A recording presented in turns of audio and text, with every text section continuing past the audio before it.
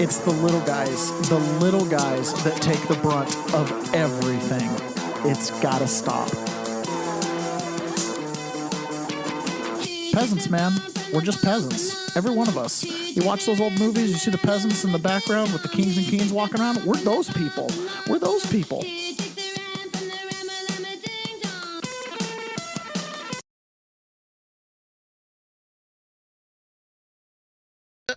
Good morning, peasants. Welcome to another episode of the Peasants Perspective. Took a second, Ron. Had to click some buttons. Carlitos, good morning. First up in the chats. Peasants Perspective says, do not adjust your TV set. What you're about to experience is real. Yes, it is. Carlito and Tiffany, hello, y'all. And then it's Ron again saying, oh, it's on YouTube. Yeah. When Ron posts a comment, it double posts. Yeah. Oh, fun, you guys. So glad you're joining us. We'll give everybody a couple minutes to jump in before we do the simultaneous sip. Man, you came in this morning and you were like, I heard something about Tulsi Gabbard spilling the beans. Like, yes, the beans and everything else with it. Here's my take. Okay, we're going to hear a little bit about COVID today, a little bit about COVID. My life was irrevocably altered by COVID. Yes. Now, all of us were, yes. Yeah, everybody had some alteration. You know, there was some pattern disruption in your life. But for some of us, it was more altering than others. There were people who lost their businesses, people who, in some weird situations, lost their families. I'll tell you this podcast only started because of COVID. Had it not been for COVID, I would not have been waking up at 4 a.m. to come in and rant into a microphone about all the crazy stuff we were seeing.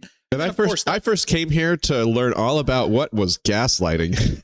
What is gaslighting? Maybe Taylor's gaslighting us, telling there's a big giant conspiracy controlling the world. Anyways, and I remember so well as we were going over the news in 2020, I always jokingly called this a conspiracy show. And you came and said, man, I thought this was a conspiracy show. And I looked at you, I said, it's news. It was just so funny. Well, turns out, Ron, we were pretty much right all the way through it. I hate that. I know. Huge cost for being right. Huge cost for being right. I'll tell you that. Pray the Rosary Daily. It's Friday. Yes, it is. Yes, it is. John Atakis, good morning. Coming from Idaho. Are you watching it inside the Tesla again? He sent me a picture of him watching the podcast in the Tesla on the screen. And I was like, that is cool. You know, it blows my mind when people tell me they watch me on the TV screen. I'm like, wow. Or, you know, my dad sent me a picture of it on the Tesla. And I'm like, man, we're big time, Ron. We're streaming live right onto the road. People don't buy like sweet armchairs and kick back anymore. They get their Tesla. They get the Tesla and just let it drive them around. Yeah. Oh, I had a nephew that came into town the other day and he goes, hey, Uncle Taylor. He's like, I see you almost every day. And I was like, he goes, my mom puts you on TV and watches you while she folds laundry. And I was like, oh, that's fun. That's really fun. John awesome. Sackett says, no truck. I have a story later. Oh, like something went wrong with the Tesla. Did you get distracted driving too many times? Did your Tesla shut you out? Oh, my goodness. How fun is that? All right, guys, it is time for the simultaneous sip. And all you need is a cup or a mug or a glass, a tankard, a chalice, a stein, a canteen, jug or flask, a vessel of any kind. Fill it with your favorite liquid. I like coffee with a little macchiato cream in it today. And join me now for the unparalleled pleasure of the dopamine hit of the day, the thing that makes everything better. It's the simultaneous sip, and it starts right now. It's not lost on me that the Democrats just want votes from anybody they can get it from. And they don't mind letting some illegals vote either. And that's inexcusable. Stephen Smith has some of the best takes. Some of the best takes. All right, let's jump into this today. So the first video we're going to watch is a little bit of a longer video, but it is incredibly important because this was a world-altering event, COVID was. And everything about COVID, we were gaslit, Ron. Did you ever figure out the definition of gaslighting? Would you like to share eventually, yes. It's when they lie to your face. That's gaslighting. So we were gaslit over COVID. And it was one of the biggest deep state plots you can possibly imagine. People all around the world were affected by this.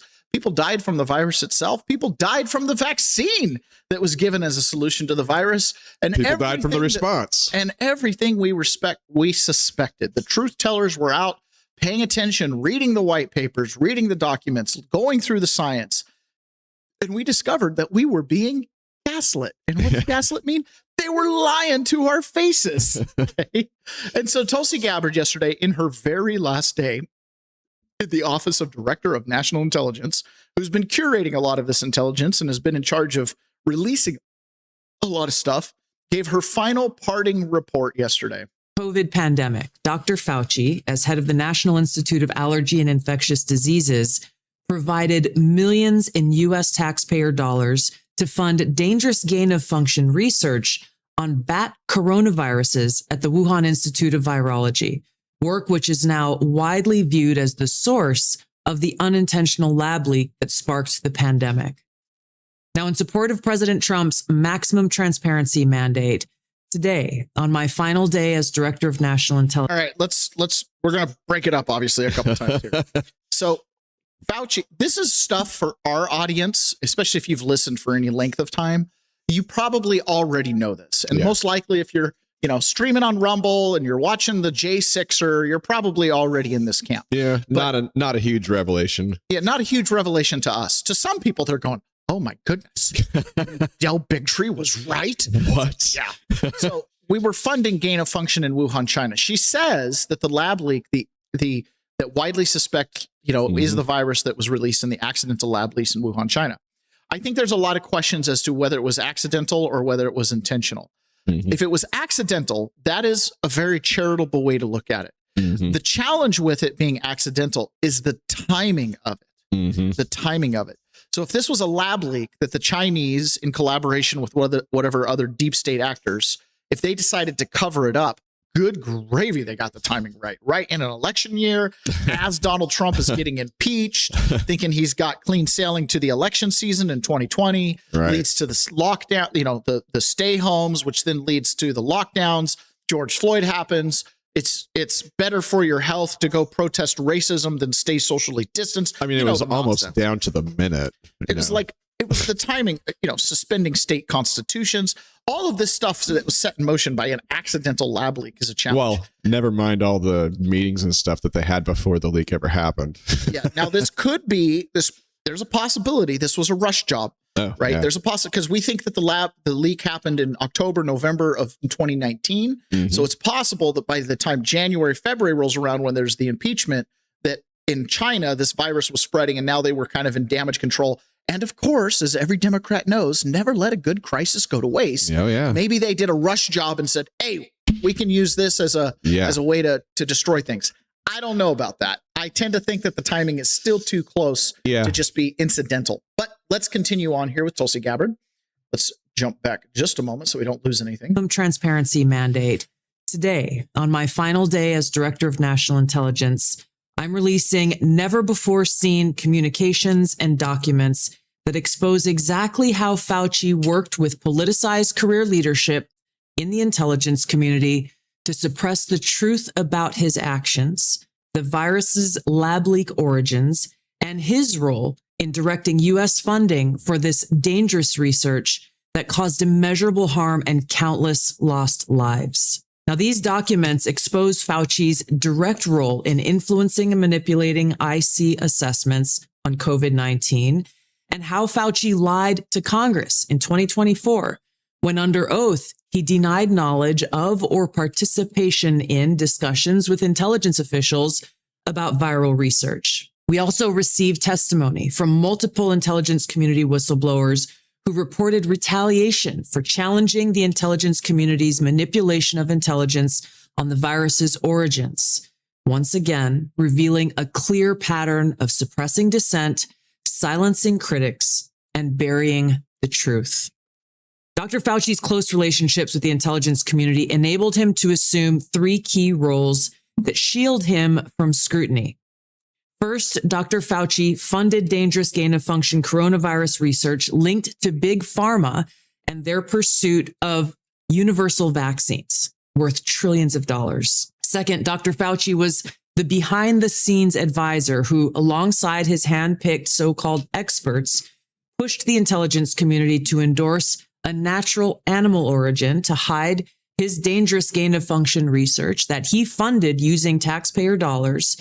All of this in a deliberate attempt to cover up the truth and shift the blame and attention away from Fauci's own actions. Third, Dr. Fauci became the nation's pandemic pundit, and he publicly pushed lies, disinformation, and censorship using every platform available. Now, according to hundreds of reviewed emails, which are included in this release, the intelligence community almost always incorporated Fauci's recommendations. He promoted a fraudulent paper whose publication he helped prompt as legitimate information for intelligence community consideration. Senior analysts praised Dr. Fauci not as a policymaker, but as what they called an unbiased guide to the real coronavirus experts, while deliberately ignoring experts who might dissent from Fauci's narratives. Now, Fauci didn't stop there. He blatantly lied to Congress under oath during his 2024 testimony to the House Select Subcommittee on the Coronavirus Pandemic, denying that he ever spoke to any intelligence agency about COVID. Now, the correspondence I'm releasing today directly contradicts his sworn testimony.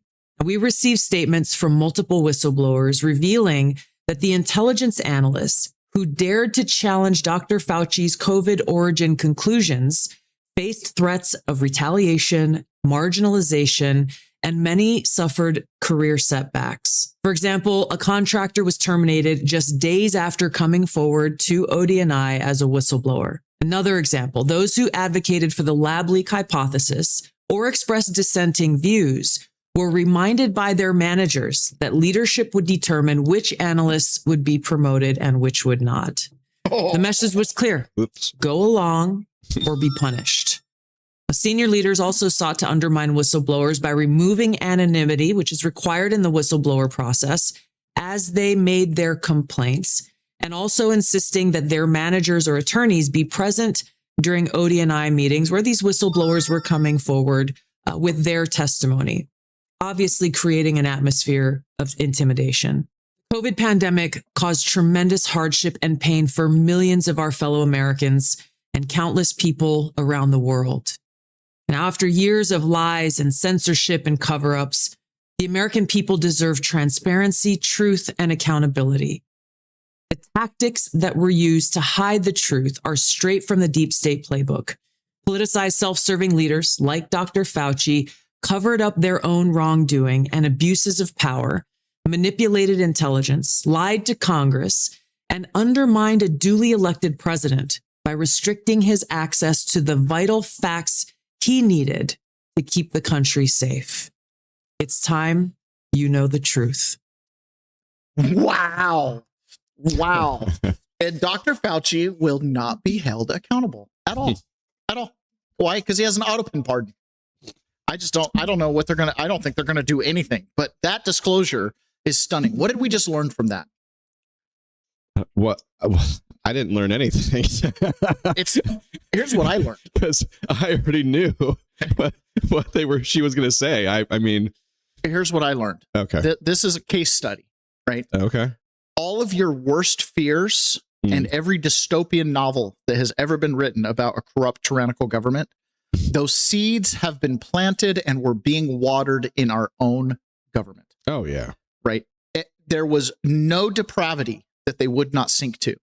Lying, covering up, killing, death, destruction, life being irrevocably altered, people losing their livelihoods and jobs, threatening, blackmail. This is huge. And it's obviously the tip of the iceberg. That's a 5.5-minute clip going over, what Dr. Fauci did directly with the virus. But think about the family destructions, the people who died alone, lonely inside of a hospice room without their family nearby, right? The birthday parties that didn't happen, the stunted educational growth. There was nothing about COVID that was in the interest of the people. In fact, and we talk about the impacts to us a lot, and you specifically because of your involvement with J6, and that's such a huge national thing. And there's a lot of impact to you and us directly, and our lives are irrevocably changed. But that's not really why I'm here. I'm here mostly because the next generation is screwed. Our youth have been not just irrevocably changed. Their lives have been altered forever. They did not have a youthful life like we did growing up. Their lives have been robbed from them. The whole generation.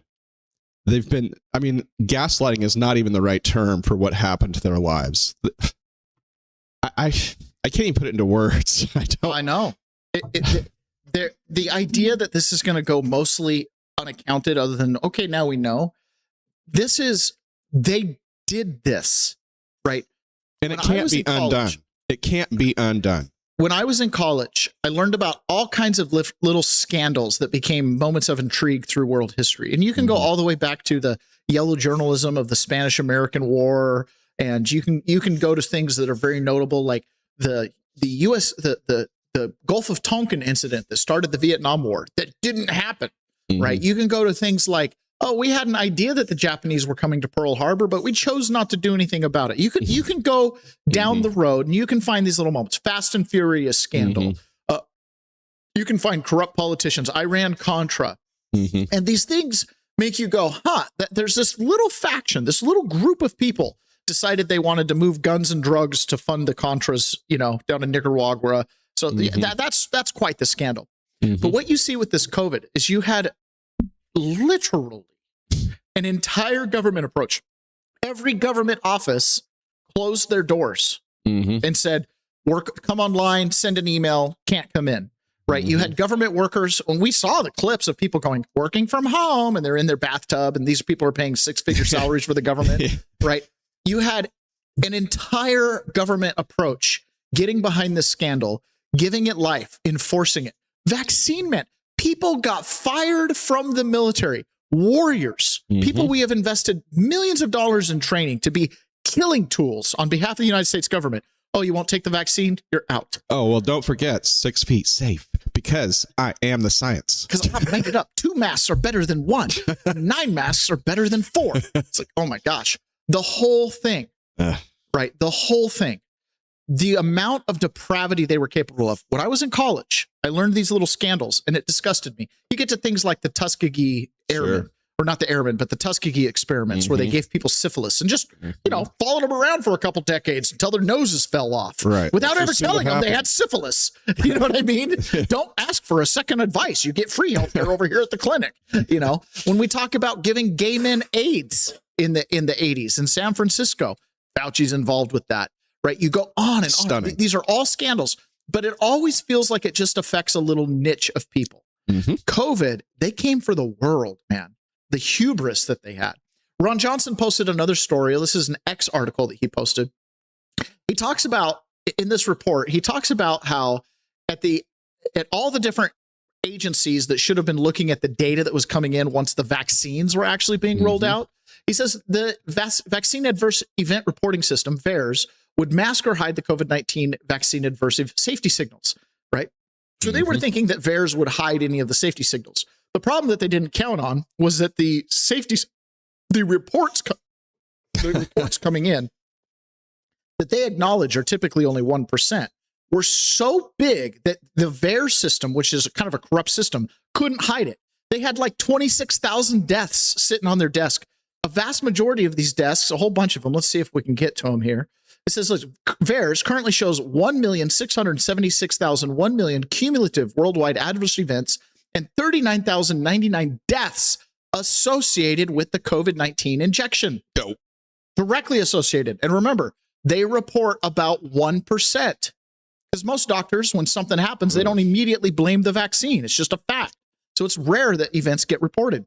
With 9,332, 24% of the deaths occurring within 2 days of the injection.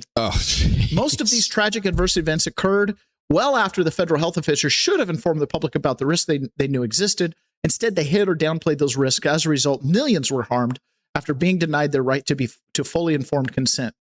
That's why I consider this to be the biggest government scandal in my lifetime, and one that is crying out for full media attention and coverage.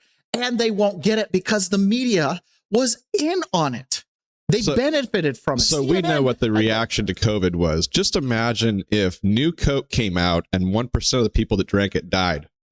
Yeah, exactly. What would we do with New Coke? When there are advocates that just say you got to burn it to the ground, get rid of the NIH, the CDC, the FDA, the USDA, all of them, get rid of all of them. Yes, these are the people that have poisoned Americans with an upside down food pyramid for decades now. These are the people since their inception. Since their inception, right? And this is all of your worst nightmares are true. They're all the seeds of the dystopian, tyrannical, authoritarian regimes. Those seeds are planted and germinating within our government, right? The fact that this happened, the fact that there were the levers and the tools that Fauci could use with the intelligence agency to cover this up, to facilitate what ultimately became a stolen election. It wasn't just a stolen election. Peter Ticklin likes to remind us, our country was stolen, right? That's what that stolen election represented. Our country was stolen. And you, the listeners to this show, we were early adopters of this information. We understood this early on. One of the benefits of a show like this, The Peasant's Perspective, is I don't have an agenda other than just to know the truth. I want to know the lay of the land, and I'm open, right? We'll play something changes, we'll change. I don't care. I'm not committed to a quote unquote narrative. Does that make sense? I just want the truth. And I've been that way my whole life. And what do we get accused of from random independents? Yeah, being Trump sycophants, Trump slong schlockers or something like that. Good gravy. Yes, exactly. We get accused of being sycophants for Trump. It's like, no, hold on. What it is we're paying attention to the signal through the noise. Yep. By watching the news every day, by pulling these clips, we're on the front end, right? When you wake up in the morning and join us, Facebook doesn't have these clips till another day or two, right? And then it gets lost in the dilution of life. We keep pretty hyper-focused on kind of what's at the front of the news story, the big events. And these events have impacts, right? There's dominoes being knocked over that as they weave their way through the economy or whatever, it affects you. We're giving you a heads up. Inflation's coming. When's it going to hit? Well, by the time it hits, right, it'll be too late to do anything about it. Do something now, right? We talk about COVID. It's like stand up, resist. Why? Because every time you acquiesce, you give the tormentors, this is right from Robert Kennedy Jr., more confidence to keep tormenting. You know, if Americans have become extremely passive and trusting of their government, Scott Adams said it best. You have to turn around the standard of proof. The people are innocent until they're proven guilty, but the government is guilty until they prove themselves innocent. We've become super apathetic. We've become super apathetic. Exactly. Which is why I advocate for getting involved. Be the change you want to see in the world. You think our politicians are apathetic? You think the people that are running your local county political parties are apathetic? Then go change it. It's also why the voting systems were so easily to manipulate, because if people just don't vote, it's just easy to vote for them. And so, or if you don't vote, it's easy to believe that the other people voted and there was a majority for XYZ retard. Yes, it just provides all kinds of cover. Yes, you've got to be involved. Now, fortunately, the Trump administration is committed to transparency. Listen, Donald Trump was personally slighted by all this. He was made a fool when it came to COVID, and he'll take some blame for that for a long time. He took the vaccine and he said, this is the greatest vaccine ever. Clearly, he was being lied to, as Tulsi Gabbard said. You're only as good as the information you have, even if you're the president of the United States. John Solomon, one of the best reporters out there from Just the News, is actually going to be taking a break, Ron. But he's going to be taking a break because he's going to actually go work for the government. One programming note. I want to make sure everybody on this show is aware of it. I put it as a disclaimer on all my shows. I mentioned it on my podcast today. For the next couple of months, I'm working as an unpaid government employee to help the government identify documents that can be released to the public. It's your information, after all. Bureaucrats keep us from it. I have an opportunity to help the government identify some documents, some secrets, and things you should know about when it comes to weaponization, election integrity, other things. We're going to work on that. But during that time, I just want you to know, I've stepped aside as the editor-in-chief of Just the News. I still do my reporting. We're still going to do the amazing show here with Amanda. But I want everybody to know that I'm doing this. I'm unpaid. I don't take any money from the government. I think it's a good role for a journalist to play, getting more information out. But I want you to know personally. All right. So John Solomon's going to go into the government and he's going to be like, yeah, we can know that. We can know that. We can know that. We can I like this. Oh. Now, a lot of people suspect that John Solomon's kind of on the take from someone, his inside sources. And he kind of, listen, John Solomon is as good as they come. He was one of the first ones to break the Russiagate story in such a way with incontrovertible evidence, right, that caused the crack that allowed people like us to go, hey, there's another side to this Russiagate story. There's a scandal behind it, right? And once you followed that thread, it led you right to the COVID truthers, the J6 protesters. There's like a direct line following his threads through the fog, so to speak. So I think that's really interesting. We're going to have to see how that goes. Now, Also, remember, Jay Clayton got nominated to replace Tulsi Gabbard as the director of national intelligence, and the Republicans, in a rush job, we'll confirm him in a week. Okay. Why? Because they wanted Pulte not to be in the seat at the director of national intelligence. He's kind of a bulldog. Donald Trump posted this. He said, "Why are the Democrats so afraid of Bill Pulte at DNI? He would be only acting. What do they have to be afraid of? What are they hiding? There must be something big, mustn't there?" Oh my goodness. I think Bill Pulte is going to have at least a week or two, right? The Jay Clayton thing's unscheduled at the moment. Trump's like, yeah, give me FISA. Give me FISA and the Save America or else. So that is, wow, that is really fun. Now, there was, on the election integrity front, there is a little bit of more, I don't know if you want to call it confirmation of things that we knew literally in real time in 2020 about the election. This is Maricopa County. And this is, what is his name here? I can't remember his name. It might pop up here. Anyways, he was one of the state senators down in Arizona that was participating in the Cyber Ninja inspection of the ballots. Uh-huh. And they found out some incredibly damning information. That whole symposium they had was very sad because at the end of it, they couldn't come to a conclusive determination that there was determinative voter fraud. They had all these loose ends where it was like, well, we're missing chain of custody, but maybe they were legitimate ballots. Right now, they weren't, but they were prevented from doing a paper pulp analysis, which could have definitively proven it. Because if you have a really thin piece of copy paper and you have a cardstock ballot, you can't make a determination that it's not the same paper with some kind of forensic evidence. You can't believe your eyes or your fingers, right? So they weren't allowed to destroy the ballots by taking a pulp sample out of them. But nonetheless, we had situations like this. Members were informed of evidence from the 2020 election about the drop boxes that for example, Maricopa County said that they had over 923,000 ballots that were dropped off of the drop boxes. However, documentation can only account for 189,167 ballots, which means that there's a deficit of 733,000 ballots. That's right. Over 733,000 ballots are unaccounted for. So what have we learned? We learned that the big lie is that this was a secure election. I'm sorry, it was not a safe and secure election. We have so many problems with our process that need to be followed through, and laws need to be adhered to and complied with. Something we were a little bit surprised because we thought the duplicates would be removed, but there were duplicates in here. So these were the duplicates. We found about 16,934 voters who had submitted 16,934 two-copy duplicates, which means each of those voters submitted two ballots. Okay, two return early voting ballot return envelopes. Interesting enough, we also found another 188 voters, unique voters, who had submitted 376 duplicates. So the total image count was 564 once you removed the duplicates, right? Because you want to take one of them. And then finally, we found also 4 individuals who submitted 12 duplicates, total images being 16.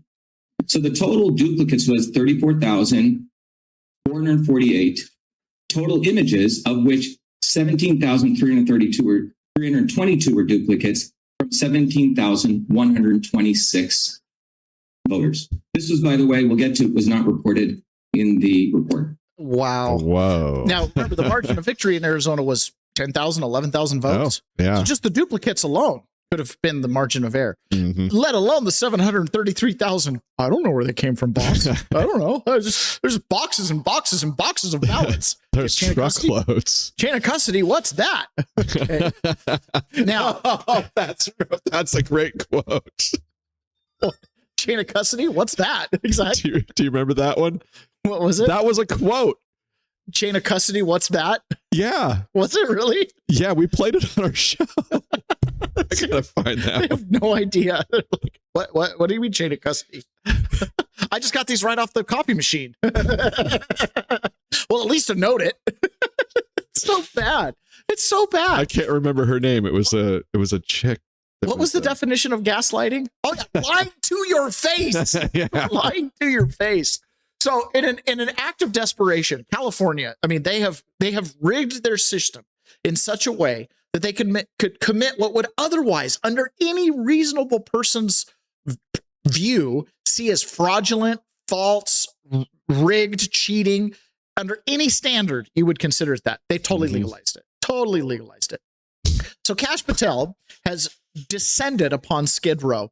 So this is being reported by the FBI Rapid Response. FBI agents descend on Skid Row in massive voter fraud probe after stunning claims of election bribery. And Kash Patel posts, securing our elections is the utmost priority of this FBI.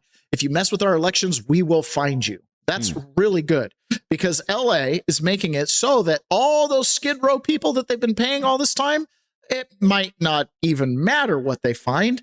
Just yesterday, the LA County Council details in a push to allow more people who live in LA to vote, even if they're not citizens. The proposal will now be on the ballot in November. That's according to the LA Times. The paper reports the LA City Council moved forward with it this week. They also pushed through a proposal to give the city council more authority over the LAPD. Details. More authority over the cops. And, oh, by the way, anybody can vote. And this is a great opportunity for me to mention my favorite elections dude, Dean Logan. Good job, dude. Came from Washington down to California. Yeah. He knows. He got done stealing elections up here. He went to LA. He knows all about finding ballots in trunks, doesn't he? Oh, yeah. Yeah. So Elon Musk rips the city council for formally letting non-citizens vote. Elon Musk, they have imported voters to win. It's clearly that's all they've got here. So LA, fun. Good luck, boys and girls out there. That's going to be a rough time. Now, you'd think with all of the stuff that we know about the elections, you would think that we would be able to get 51 senators, considering there's at least 54 Republicans that would vote for the Save America Act. And you would think those same Republicans would be a little bit hesitant to allow the intelligence agencies to spy on American citizens. But oh, no. Our senator from Arkansas, Senator Tom Cotton, who is proven to be an absolute neocon, by the way, he had this to say about the Save America Act and FISA. And he's real down on Save America Act, but he's really up on spying on U.S. citizens. Country. What kind of shape is that in? I know you said it was regrettable that the Jay Clayton hearing, the new DNI candidate, was postponed yesterday by the president. You said that was a regrettable thing. Where does all that stand now, Senator? Well, Jay Clayton is a patriot and a highly qualified nominee. It wasn't just the Senate that was working fast to confirm him. The FBI and other parts of the Trump administration worked at lightning speed over the weekend to get his background checks, his financial information in order. Ultimately, when we do confirm him, I think he'll do a great job at the DNI. In the meantime, I've spoken with Bill Pulte yesterday. He understands that there are some quick wins and important reforms at the DNI that he can undertake when he arrives there and for as long as he serves there. I do think it's really important, though, that we not connect DNI to FISA Section 702. FISA Section 702 is one of the president's most important foreign intelligence collection tools. The Democrats regrettably have blocked its reauthorization for as long as Mr. Pulte is at the DNI. I wish the Democrats would allow that reauthorization to go forward, irrespective of what they think of Jay Clayton or Bill Pulte or DNI reforms or anything else. I know we have to go, but just in a word, do you think the SAVE Act is going to pass because the president really wants to see that? And a lot of people out there want to see that.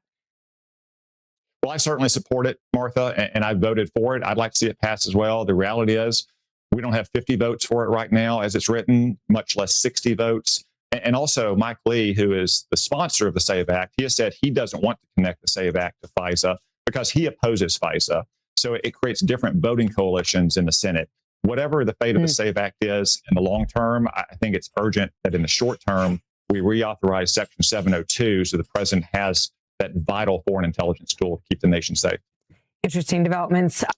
We're so I love the tug and pull on this one. Yeah. We need to spy on U.S. citizens, but we can't let only U.S. citizens vote in elections. It just sounds so retarded. It just sounds so ridiculous. I know.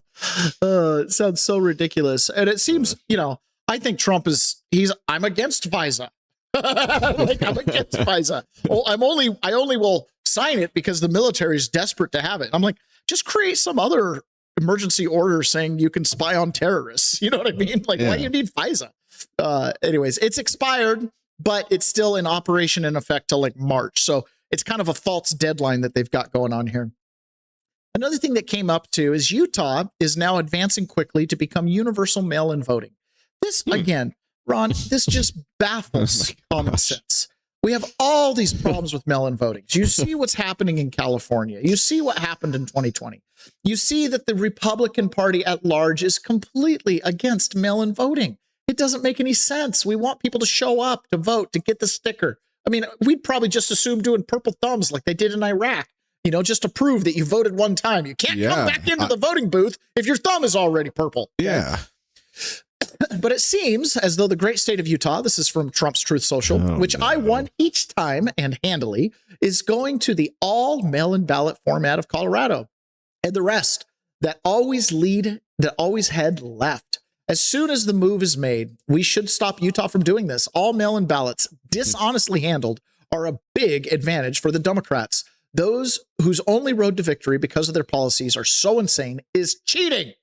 Does the Republican Party have any idea what is happening to it?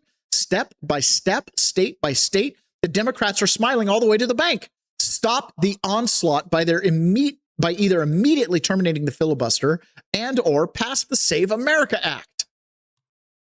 Utah, allegedly one of the most conservative states in the county, full of Mormons. Yeah. Oh, we're going to do all mail-in balloting.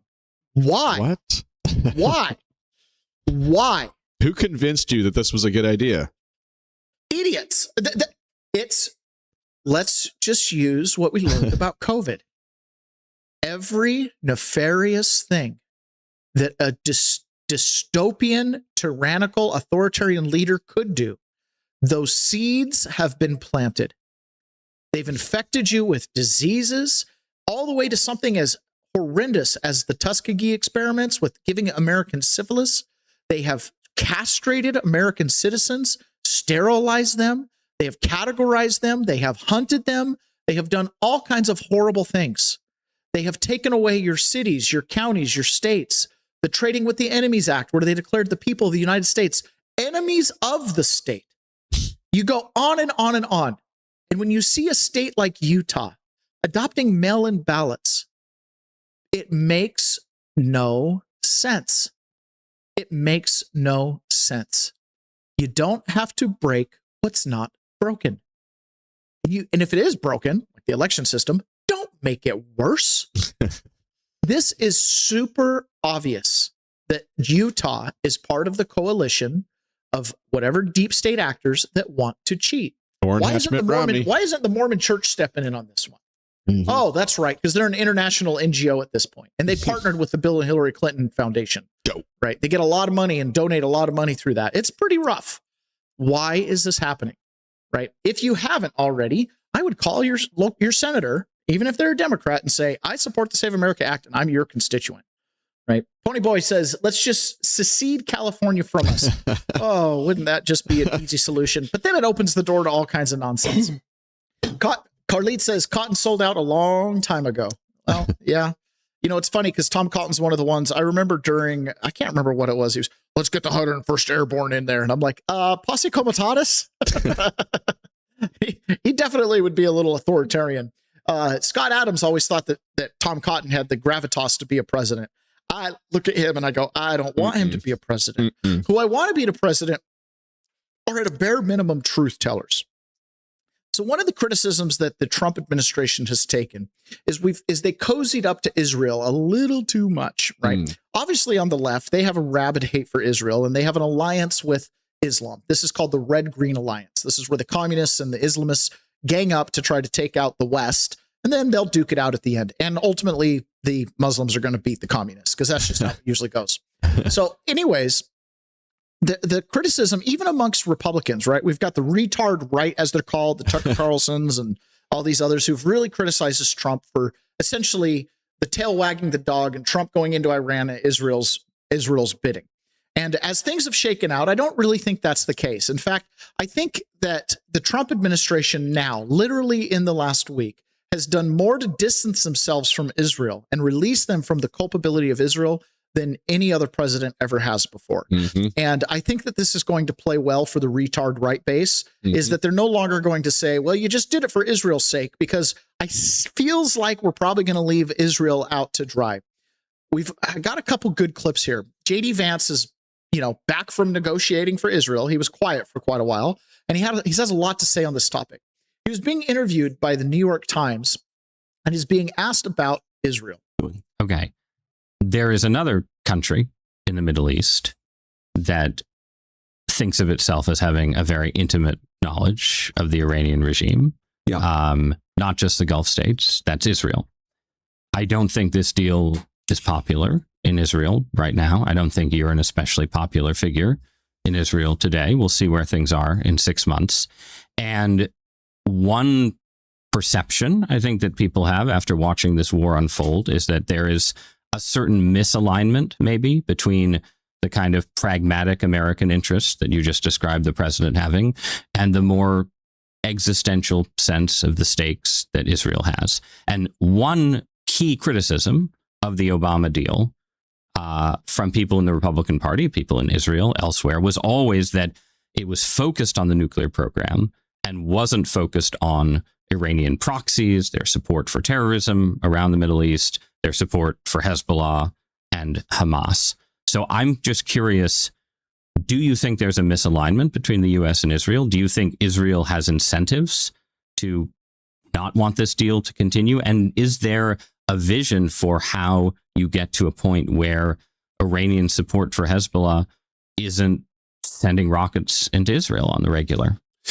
Well, what I'd say here is that it's clear that large segments of the Israeli political system and population are very sensitive about this deal. But I also think they're picking up on some misinformation about the deal and running with it and sort of panicking about it.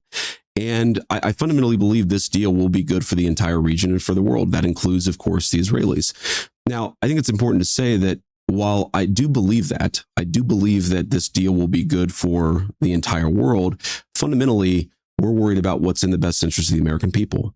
And to the extent that, and I think the president has shown this, where he sees misalignment between the goals of the political system in Israel and the goals of the American people, he's willing to say that we're going to pursue America's interests where there are divergences.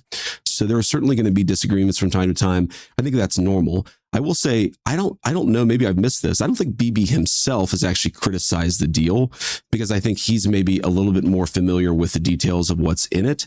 But yeah, you've seen people in their system, Ben-Gvir and Smotrich, who've attacked the deal. And I guess my response to them would be, what is your exact proposal? And, you're a country of 9 million people. You can't just kill your way out of solving every single national security problem that you have. Look at what we've accomplished. First of all, Americans have protected a lot of Israeli lives through our missile systems and through our missile programs over the last few months. We have destroyed their nuclear program. We have got the Iranians in a point where they're offering things, again, whether they'll actually act on them, we'll see, but they're offering things that would have been the stuff of dreams even 6 months ago. So let us play this negotiation out. Let us see if the Iranian actions actually meet the Iranian words, and give a little bit of credit to the United States of America, which I think has been an incredible partner for the Israeli government for a long time. In the best case, do you think that this deal changes how Hezbollah works? Oh, absolutely. Absolutely. I mean, I think that there is this weird panic almost in the Israeli system that I've picked up on, where they assume that everything that is contemplated that is good for Iran will happen, but that will happen without the Iranians changing any behavior. And I just don't know why anybody would think that's true. That's not how the deal is written. The United States has all the financial leverage. Like, the president of the United States or the secretary of the Treasury have to release all these sanctions. Do they actually think we're going to release sanctions on the Iranian, system if they're still funding a terrorist organization? The answer is, of course not. So I find this whole freak out in Israel a little bit odd, because I think that it comes from a place of mistrust. And I think that America has earned the trust of that region of the world. We've done a very good job by that particular country and that particular government. And I think that the idea that we've made a terrible deal is not supported by the facts, but just doesn't make any sense if you consider the broad length of the relationship. When you have a relationship with someone and they always take, They always take. I need a favor. I need a favor. I need a favor. And you just always kind of capitulate and go along because you've either got the resources, you've got the time, you're just too kind-hearted. And then one day you're like, hey, this isn't a one-way street. Right? And it's eventually you reach a breaking point. It's starting to get a little bit annoying. You're not grateful for our help. You're constantly acting like you're running the show. You're acting, you know what I mean? You cannot kill your way out of every problem. Have you seen wow. There's a guy on Facebook. Have you seen him locally? Cal. Have you seen that guy? He's he's really hard on the local government and the governor. And he's like, man, these guys are taxing us to death, and now this guy is camped out under my porch. We gotta I just started laughing so hard. I'm sorry. Anyways, that's that. Robin, welcome. Robin Delane, welcome. Howdy. In the chats. So it is like that relationship where you've got that moocher, that taker, and eventually you're just like, dude, no, it's not. Like, show a little gratitude. Like, at least they say thank you. You've imposed on me so much. So you can tell JD Vance is sitting there like, man, and to say, Israel, you can't just kill your way out of every problem. That reveals something about their method and their process that's quite stunning. And Donald Trump said a couple other things that are pretty incendiary too in that regard. Here's Chris Murphy. He was on with CNN and he's talking about how this deal with Iran, which by the way, nobody knows what it is because the text is still sealed till it's all signed out officially. And he's acting like we lost, we didn't get anything we want. I mean, this is an insane deal. And while there might be confusion over when it was signed or executed, there's not a lot of confusion about what the deal is. Yep. It's a multi-billion-dollar payoff to Iran in exchange for nothing, right? Iran says, as you pointed out, they're not going to get a nuclear weapon. They already made that concession. They're reopening the strait. It was open before the war. They are agreeing to sit down to nuclear talks. They were willing to sit down to nuclear talks before the war began. So the agreement is basically just we lift oil sanctions and Iran does nothing. That's it. That's a humiliation. Now, I'm somebody that wants this war to end basically on any terms, but this is just proof positive that the war got America nothing. Iran won, Trump surrendered, and that's essentially what this deal represents. Did we get nothing? Because China and Japan are all buying oil from us. Iran has been exposed as a bad actor who's going to attack their... Loves this deal because they think that it makes Iran weaker. They hated the Obama deal because they thought that it made Iran stronger. They know more about this and they have more to lose than anybody, including the United States of America. So I trust their judgment. The second thing is where the deal came from. You have to remember, in 2015, Iran had built a sophisticated nuclear weapons program with a nuclear weapons stockpile. So the perspective that we came at as the United States was, you already have a really nice nuclear program. We're going to bribe you with American money in order to stop it. Our perspective and where we're coming at it is, we already destroyed your nuclear program. And so if you promise and show verifiable pathways to not rebuild it, then we're willing to give you some sanctions relief and things like that. So it's a fundamentally different perspective. Now, there are all these substantive differences as well. The Obama nuclear deal allowed enrichment. Ours will not. The Obama deal allowed the accumulation of stockpiled weapons-grade material. Ours is actually leading to the destruction of that stockpile of enriched material. So there are many differences. The Obama deal gave them over $1 billion of American money. This deal gives them $0 of American money. So a lot of substantive differences, but I think the most important differences are where we're coming at it from a position of strength and the fact that our Gulf Coast partners love this deal. So very different deal than what Obama did. Very different deal. And it's being received differently, right? Obama's deal happened, and I think, if I'm not mistaken, oil prices went up. Could have been for other policy reasons, right? But the deals are very different. JD Vance goes on to explain in that same press conference, exactly. He goes on to explain the complication between Israel and Lebanon and how it just didn't help at all. That every time they were on the verge of peace, boom, a bomb would go off. He does not withdraw from Israel. No one could withdraw from another country the right of self-defense. Israel has the right to defend itself. But fundamentally, the Israelis, just like everybody else, have to respect this peace process that is fundamentally good for them and good for the entire region. What the president gets grown frustrated sometimes is that we seem to be right on the cusp of a major breakthrough in the agreement, and then all of a sudden there's a major explosion that goes off in a civilian population center in Beirut, and a lot of people who have nothing to do with Hezbollah lose their lives. That's not acceptable. That's the sort of thing that we've... He just accused Israel of war crimes. All of a sudden, a bomb goes off in a civilian population, and a lot of people that have nothing to do with Hezbollah lose their lives. Huh. Yeah. Chosen people. They're the chosen people. Ask for closer coordination so that we ensure it doesn't happen. And our message to the Israelis, just as our message to everybody else, is fundamentally, we want this peace process to be good for you. We do not want Hezbollah attacking Israel, but in order to ensure that that happens, we have got to actually build the kind of regional framework that can cut off the money to Hezbollah, cut off Iranian support for Hezbollah, and also ensure that Lebanon's territorial sovereignty is respected by all parties. And the difference between the two agreements. So first of all, the two big differences are not even in the... Okay. So that's the clip we heard before was where he followed up with that. That is a stunning admission there. Every time we were on the verge of peace, bomb would go off and innocent Muslims in Lebanon would die. And from the other clip, quit killing people. Quit killing your way out of this. You can't kill your way out of every problem you have. Like, dude. Okay. Hey, BB. I had a cellmate in prison. Yeah. Okay. And he was anti-Semitic. It's like, I don't know, man. He'd spent like 5 hours a day reading the Bible, and he was very anti-Semitic. All right. And he had this book called The Synagogue of Satan. And it was about the Jews and the Rothschilds and kind of like every imaginable trope you could imagine.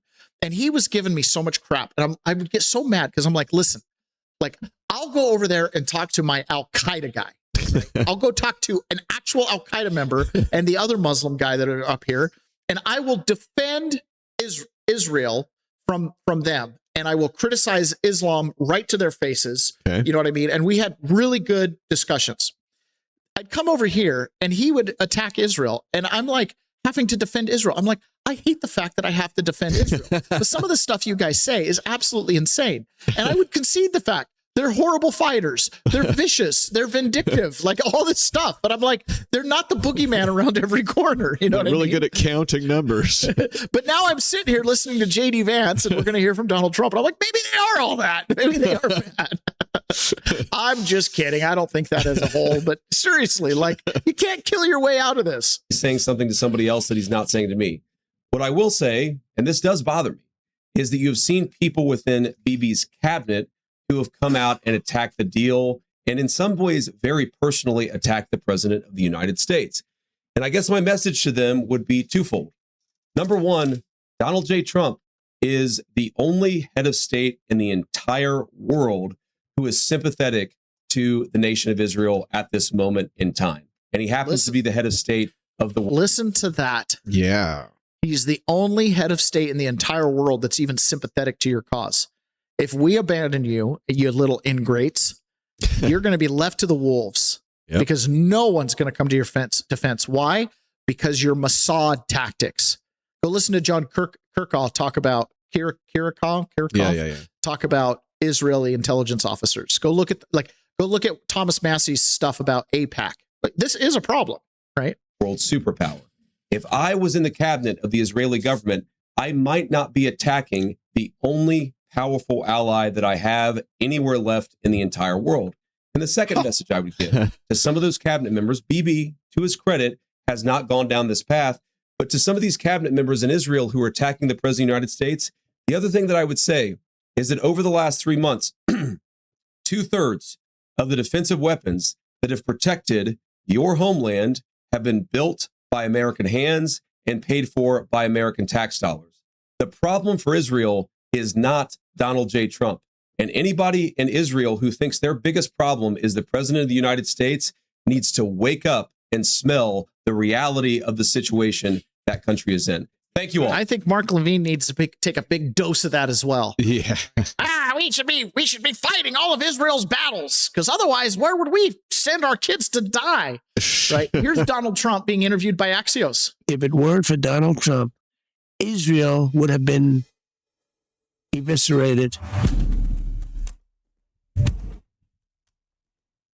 If it weren't for Donald Trump, and Bibi Netanyahu worked well with me, but he will tell you, we're the ones with the guns, we're the ones with the whole deal. We're the ones with the B-2 bombers, etc. If it weren't for Donald Trump, Israel would have been eviscerated. The relationship with Netanyahu's It's good, but we have to keep him a little bit sane. Are you going to be able to control Israel We have to keep him a little bit sane. from attacking Lebanon? Yeah, I will be. I mean, I wonder. They have a lot of respect for me, and they do as I say.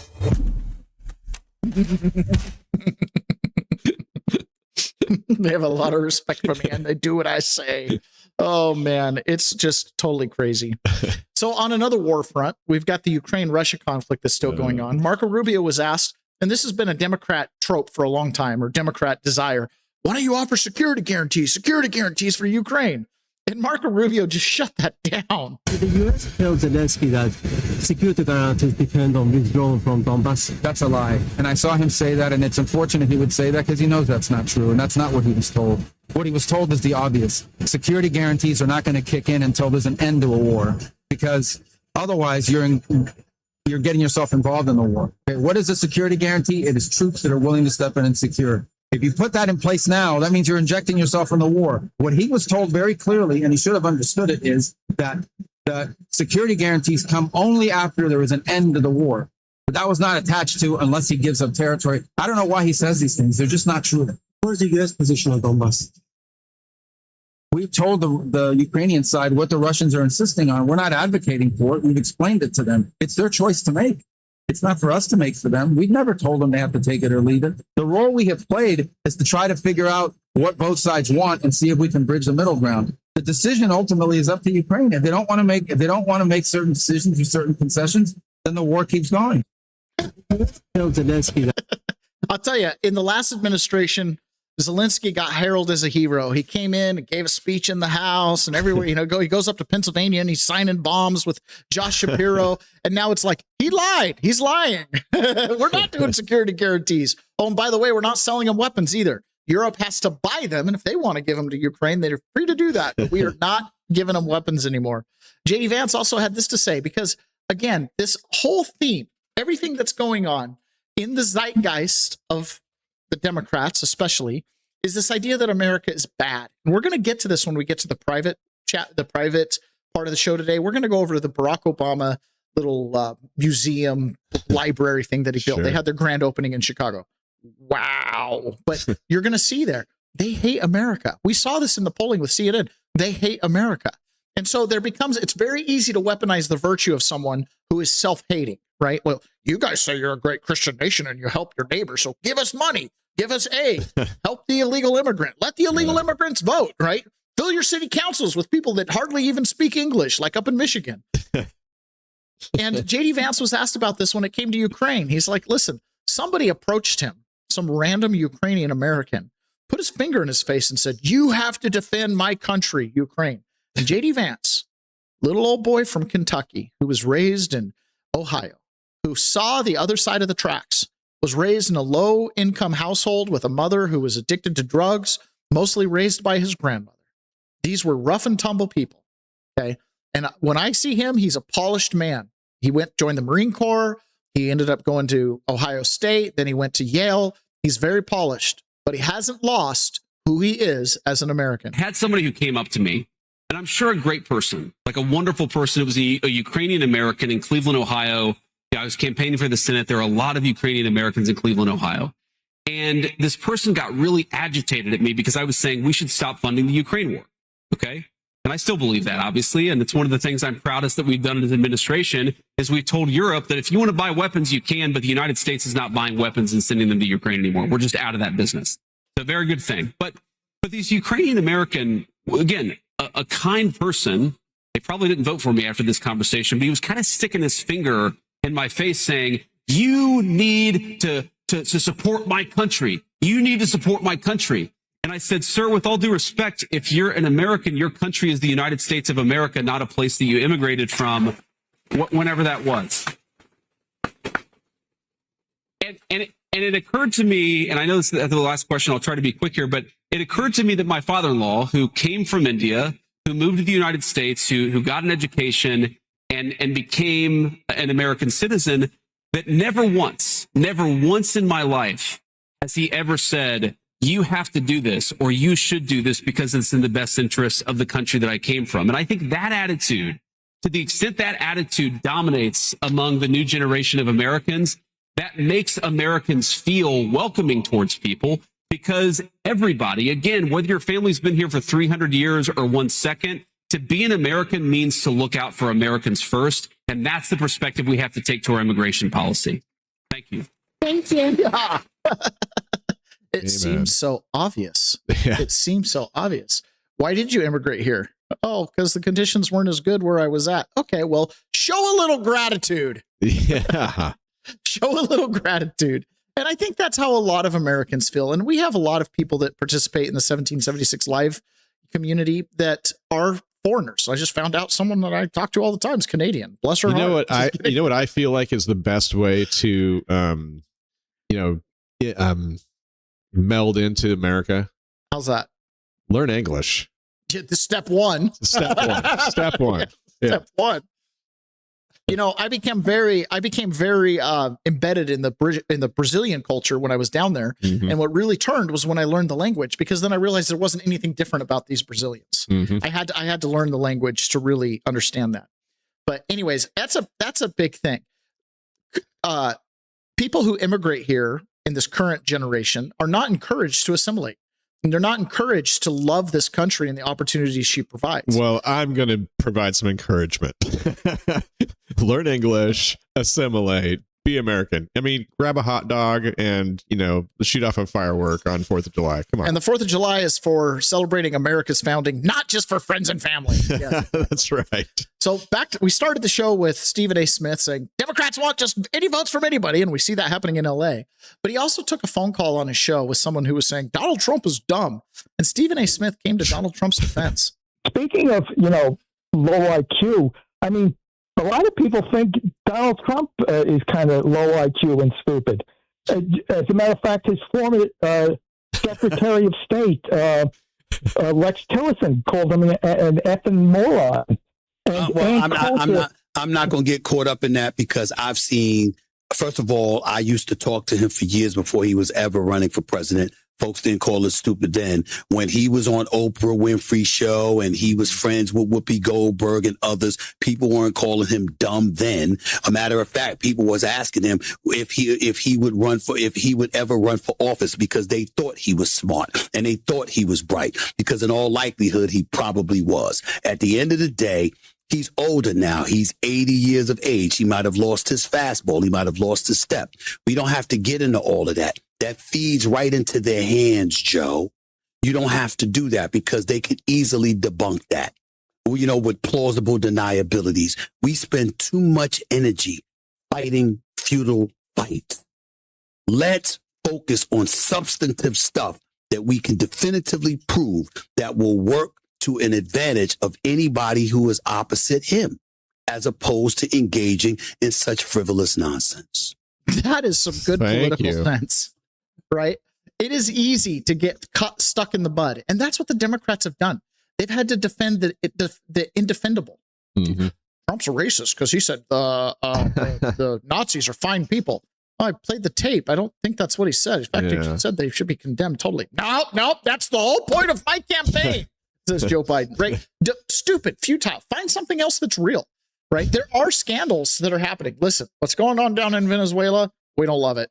The American oil companies are just carving that place up.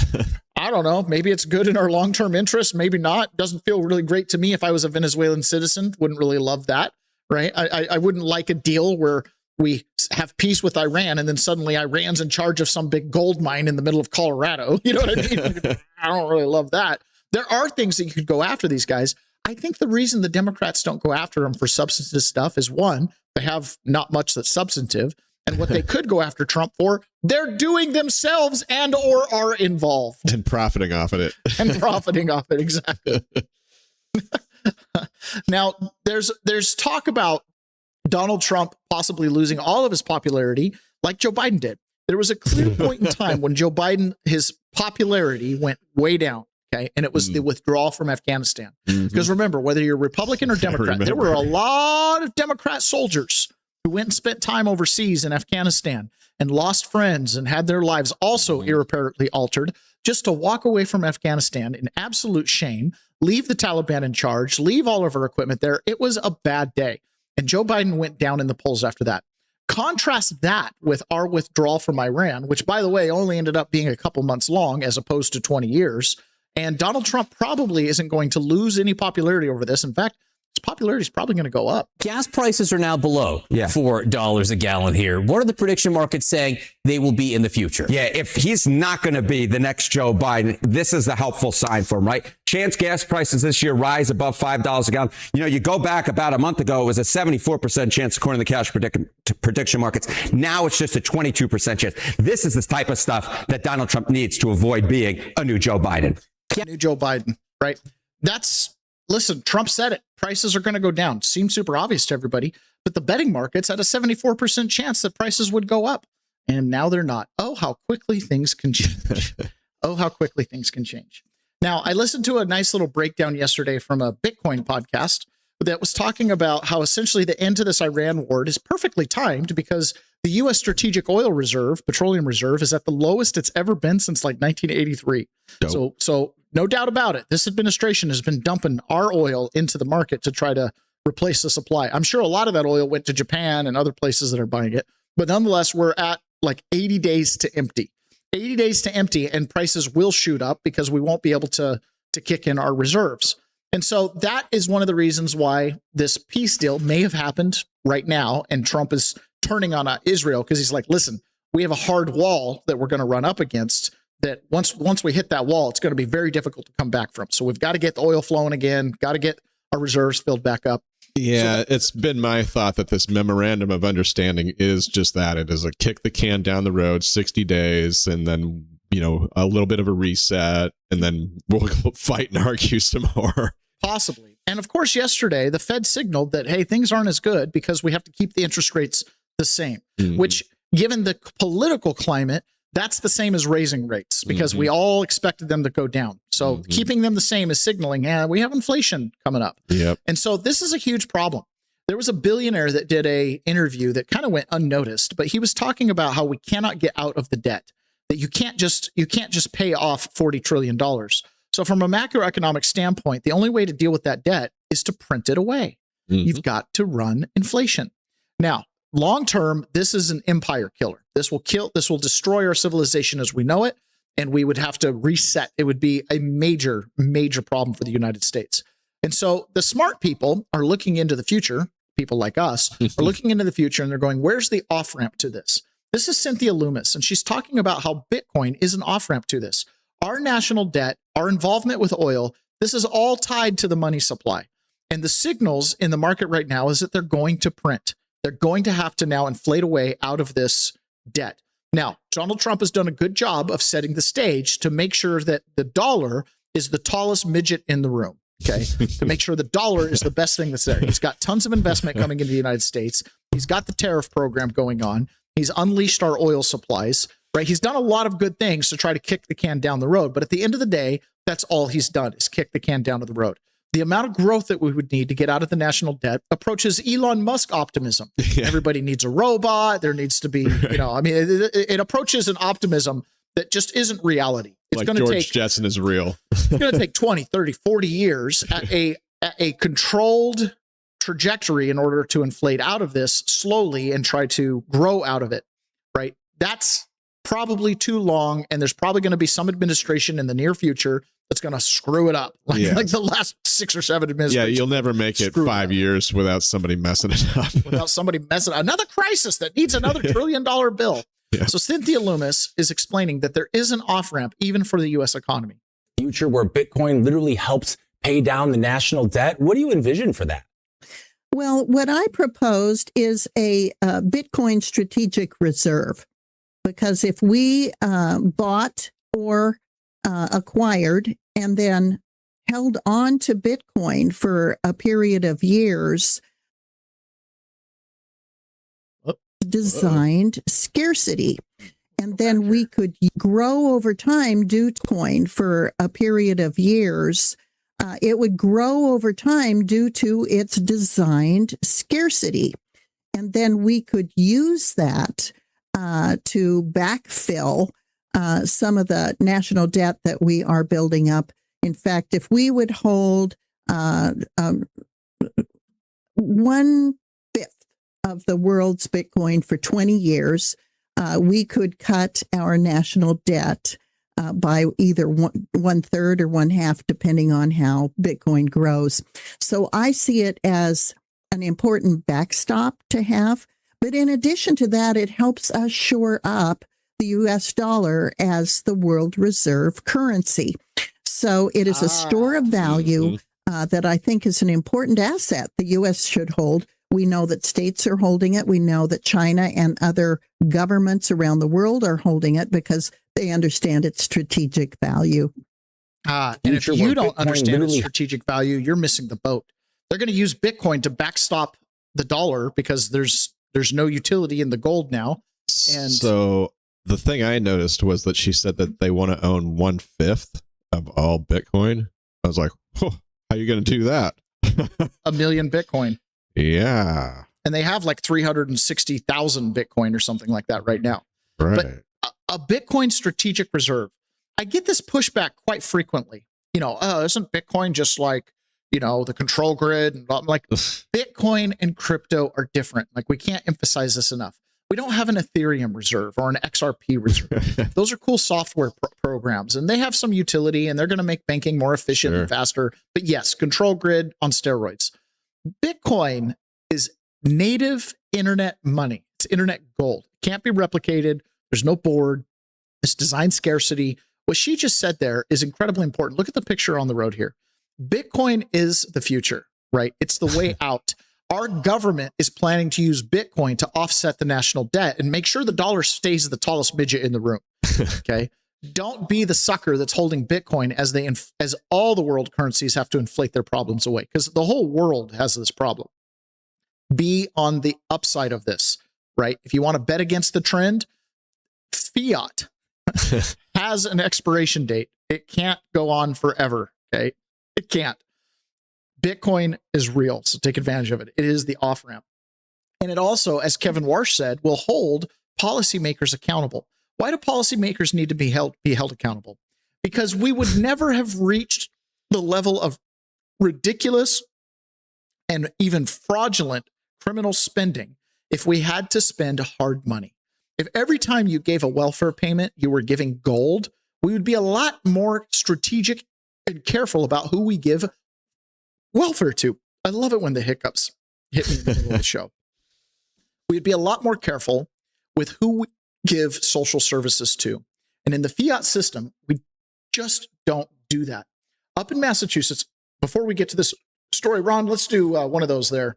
I'm trying, man. Rumble Wallet looks good. I'm really trying to get my hiccups to settle down. There we go. There we go. Okay, take a break, homie. We hear a lot about crypto, but here's the part most people miss. Crypto was created for you, so you could actually own and control your money. After the 2008 financial crisis, Bitcoin was designed as an alternative to banks. So instead of a bank holding your money, delaying transfers, or limiting access, you're in control. And if you've ever had to wait for a transfer to clear, you felt that problem. Now fast forward to today. Everyone's heard of crypto, but getting started still feels complicated. That's exactly why I use Rumble Wallet. It takes all that complexity and makes it simple. Choose what you want: Bitcoin, dollar-backed stablecoins, or even digital-backed gold, or digital gold backed by real gold. No complicated setup. It connects you with MoonPay, so you can use your credit card, debit card, or bank and be up and running in minutes.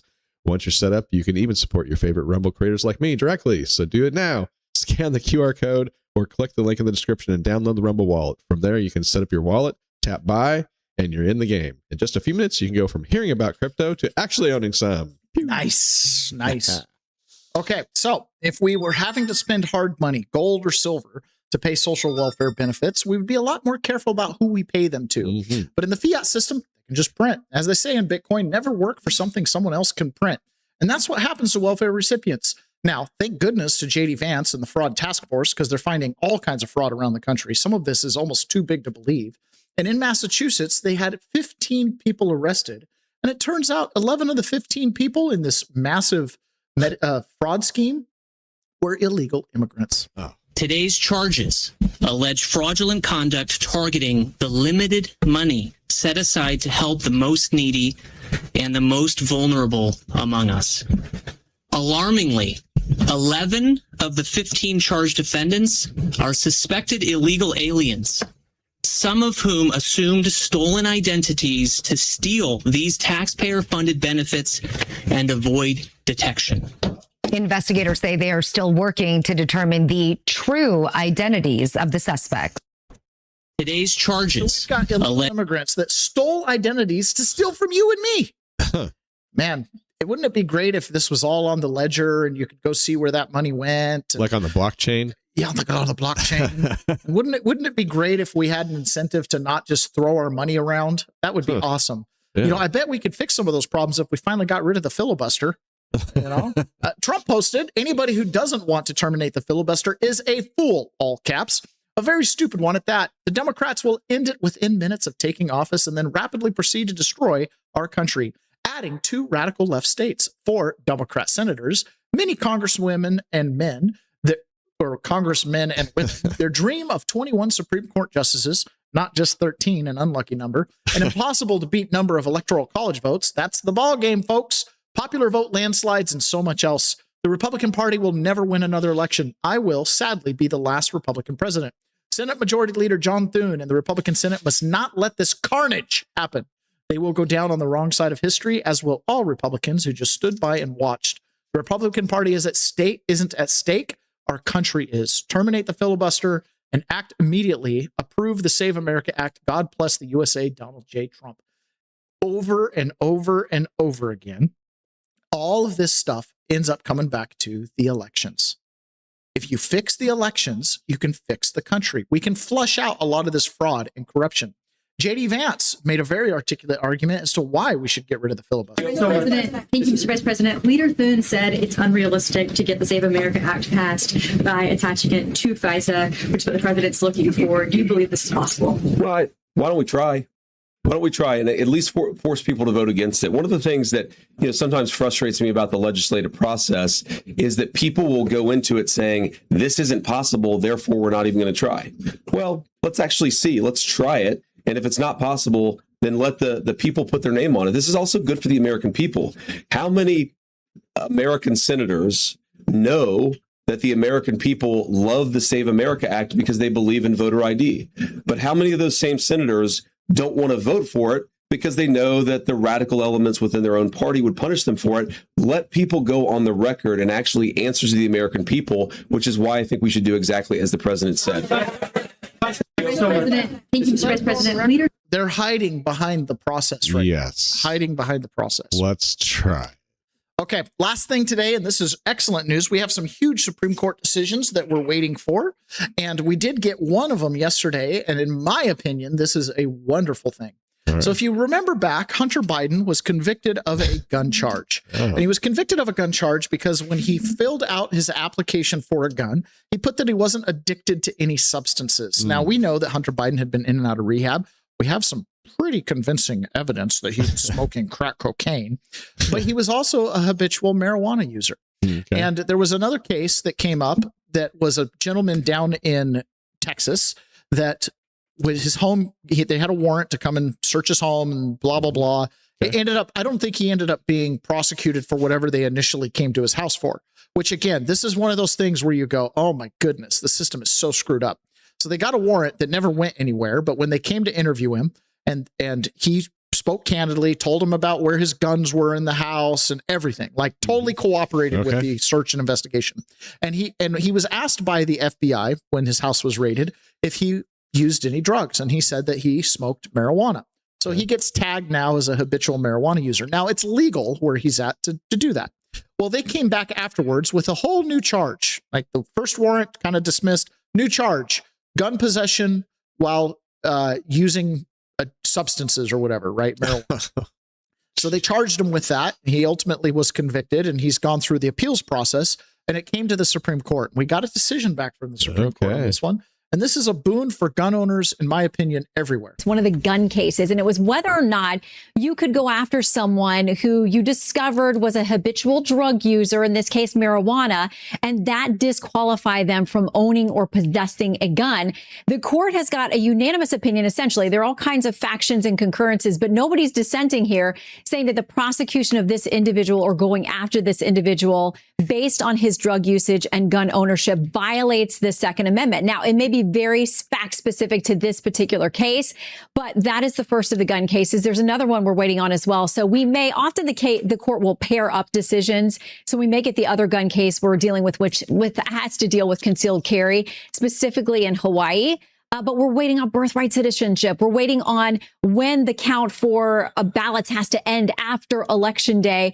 We're waiting on trans sports and whether you can say that biologically born males can't be in girls' sports at the collegiate and high school level. So those opinions are still coming in right now. But that first gun case is the one, and it's on our watch list. So 19 cases to go, guys. Wow. All right. So that is a good thing. If you are a legal user of marijuana, your gun rights are not amended. That is, in my opinion, that's a good thing. Mm-hmm. If you're an otherwise law-abiding citizen, good to go. All right, guys, we're going to jump over into the private chat. Don't forget, those of you that listen to the streaming show and you're not a Rumble Premium member, if you download the audio, you can get the private part of this. So please do that. And, feel free to go in and download all 300 plus episodes. It really helps our stats on the audio side. So we look forward to that. All right, guys, don't forget to visit leftbehindandwithout.com, 1776live.us. We've got all kind of events coming up. And with that, we'll talk to some of you on Monday, the rest of you right now.